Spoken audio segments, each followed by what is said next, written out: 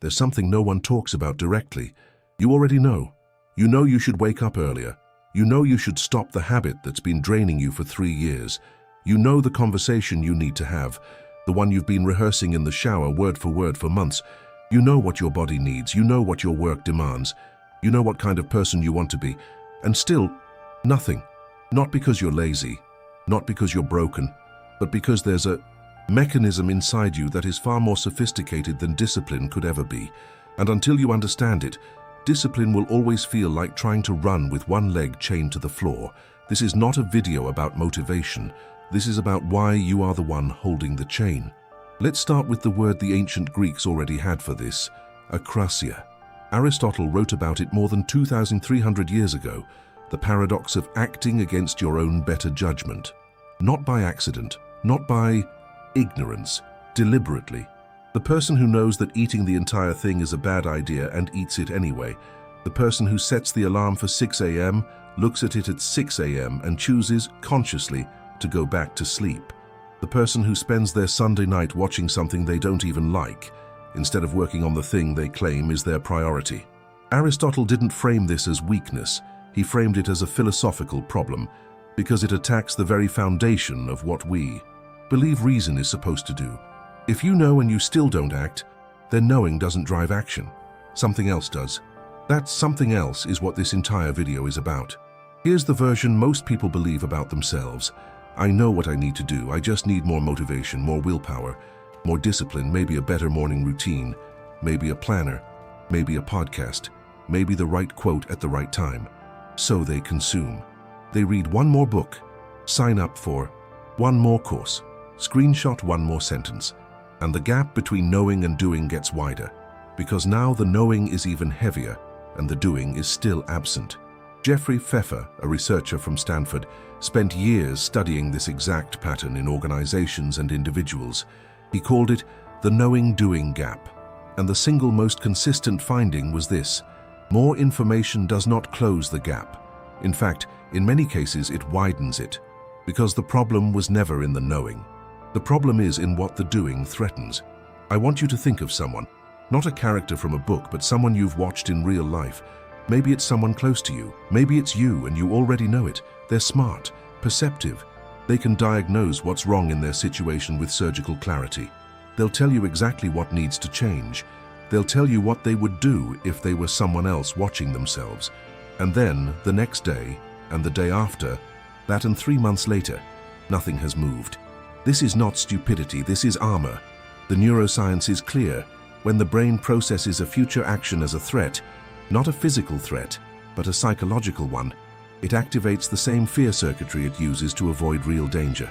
The amygdala doesn't distinguish between a lion and the idea of starting a business, between physical pain and the risk of looking like a fool, between death and the vulnerability of fully committing to something that might not work.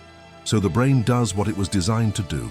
It protects you, it generates resistance, fatigue, sudden interest in unrelated things, elaborate justifications. And because these responses feel internal, they feel like you interpret them not as a defense mechanism, but as a signal. You think, I'm not ready. This isn't the right time. Maybe this isn't really what I want, but it's not a signal. It's a smokescreen. Here's the psychological layer that most self-help content will never touch, because touching it requires something uncomfortable. Honesty about what your inaction is protecting. Your current behavior, all of it, including the parts that frustrate you, makes complete sense in the context of what you're trying to avoid. The person who never starts the project they've been planning for 2 years isn't avoiding work. They're avoiding the moment the project exists and can be judged. While it lives in the future, it's perfect. It's the best version of what they could ever make. The moment it exists in reality, that illusion dies. So the mind manufactures reasons to keep it suspended, forever in the realm of potential, safe from failure. This is what psychologists call psychological homeostasis, the unconscious preference for a familiar pain over an unfamiliar possibility. You know the weight of your current situation. It's heavy, but it's known. The alternative is unknown. And the unknown, to a system wired for survival, feels more dangerous than a suffering you've already learned to carry. Viktor Frankl described something adjacent to this after surviving the Nazi concentration camps. He wrote that many prisoners, once liberated, found themselves paralyzed, not by oppression but by freedom. The structure of captivity, however brutal, had become a known order. Freedom demanded something captivity never did: the full responsibility for what you do with it. You are not in a concentration camp, but the psychology is not entirely different. The cage you're in is one you keep choosing, because you haven't yet been forced to answer what you would actually do with the open door. Now I need to say something that might hit differently depending on where you are. Knowing is comfortable. Knowing creates a version of yourself that exists only in your mind, clean, capable, determined. You know you could get up at 5 a.m. You know you could quit the habit. You know you could have the conversation. And as long as you keep knowing without doing, that version of yourself remains intact, untested, and therefore impossible to disappoint. The moment you do, really do, you find out if the version in your head was real. And that finding out is terrifying. Nietzsche wrote about this in a different language. He called it the will to power, not power over others, but the fundamental drive to become more than what you currently are. And he observed that most people do not actually want to grow. They want the feeling of growing. They want the idea of transformation without the death of the self that transformation requires. Because every real change involves a small death. The person you'll be on the other side of the thing you're avoiding, they don't have the excuse anymore. They don't have the "I'm still figuring it out." They don't have the protected identity of someone in process. They are someone who showed up. And that person is accountable in a way that the person planning to show up never has to be. This is what you're actually protecting, not your comfort, your story. Let's get more concrete. Think about the last time you knew, clearly, unambiguously, that you needed to do something and didn't. What was the exact moment where the resistance appeared? Was it the night before when suddenly you were too tired? The morning of, when something more urgent came up? Or was it hours earlier, in that quiet space where you could have started and instead reached for your phone? That moment, that specific pivot, is where everything lives. It's not laziness. It's a micro-decision made by a part of you that decided the cost of moving was higher than the cost of staying still. And that part of you is not irrational. It has evidence. It has a history. It has every time in your past when you moved and got hurt, tried and failed publicly, changed and lost something, and it has been cataloging all of it. The problem is that this protective system was calibrated for a version of you that no longer exists, or a version of the world that is no longer accurate. It's running old software, and the operating system hasn't been updated because updating it requires exactly the kind of discomfort it was designed to avoid. This is the loop. Here's what breaking the loop actually looks like, and it's not what most people expect. It doesn't look like motivation. Motivation is a feeling, and feelings follow action. They don't precede it. The research on behavioral activation is consistent.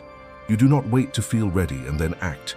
You act, and readiness assembles itself in the wake of the action. It doesn't look like discipline as punishment.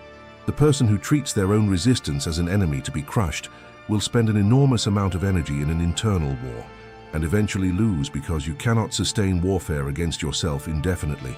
What it actually looks like is smaller than you think, and more honest.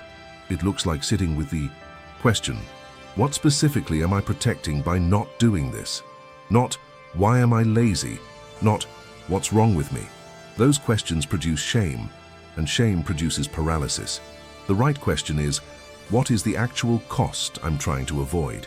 What is the specific thing I'm afraid would happen if I did the thing I know I need to do? Name it, not in abstract. Name the actual scenario your brain is protecting you from. If I start this business and it fails, then I'll have proof that I'm not as capable as I've told myself I am. If I have this conversation, the relationship might break. And even if it's already broken, at least right now I don't have to face that. If I get the body I say I want, I'll have no more excuses for the other parts of my life that aren't working. When you name it that clearly, something shifts. Not because the fear disappears, it doesn't, but because it becomes visible. And a fear you can see is a fear you can choose. A fear that lives in the shadows of your behavior is a fear that runs you. There's a concept in philosophy called the phenomenology of agency, the lived experience of what it actually feels like to be the one making decisions. Edmund Husserl, and later Maurice Merleau-Ponty, explored how human beings don't just think about acting, they inhabit action or they don't. There's a difference between knowing something as an abstract proposition and knowing it as something you embody. You have probably experienced this. The person who reads everything about swimming and knows the mechanics perfectly, and the person who has been in the water enough times that their body knows what to do. These are not two people with different amounts of information. They have fundamentally different relationships with the action. The gap between knowing and doing is ultimately a gap between the mind that holds an idea and the body, the entire lived self, that has or hasn't repeated an action enough times for it to become part of who it is. This is why you can know that exercise is essential and still not do it.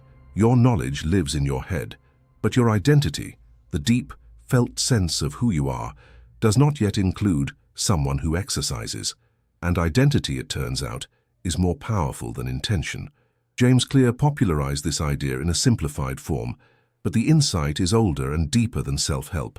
Behavior that is inconsistent with identity gets filtered out, not because you're weak, but because the brain is efficient. It runs what it already is. So the question is never just what do I need to do? The question is, who does the person I'm describing have to be? And am I willing to let go of the version of me that doesn't do that thing? That last question is where most people stop reading, or watching, or listening. Not because the question is too hard to understand, but because understanding it means they can't pretend they didn't hear it. And that's the thing about truth. Real, structural truth, the kind that describes the architecture of how you work. It doesn't let you stay comfortable.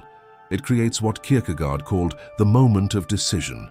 Not the easy decision, the one you've been avoiding precisely because you already knew the answer.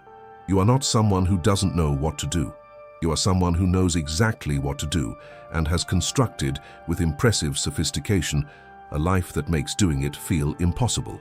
The sophistication of your avoidance is, in a strange way, evidence of your intelligence. Stupid people don't build elaborate unconscious defenses. They just fail without architecture. You built architecture. Now you have to decide if you want to live in it forever. Here's where I want to land. Not with a list, not with 5 steps, not with the illusion that I can give you what only you can take. The gap between knowing and doing is not closed by more knowing. It's not closed by more discipline, more motivation, more information, more inspiration.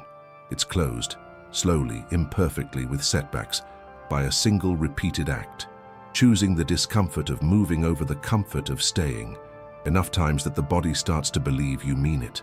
Not a grand gesture, not a transformation, not a version of yourself that wakes up one day with everything figured out. A series of small, unsexy, uncomfortable choices that accumulate into someone who actually does what they say they're going to do. The first one is always the hardest. Not because it's the most physically demanding, but because it's the first time you'll find out if you were serious or just comfortable with the idea of being serious.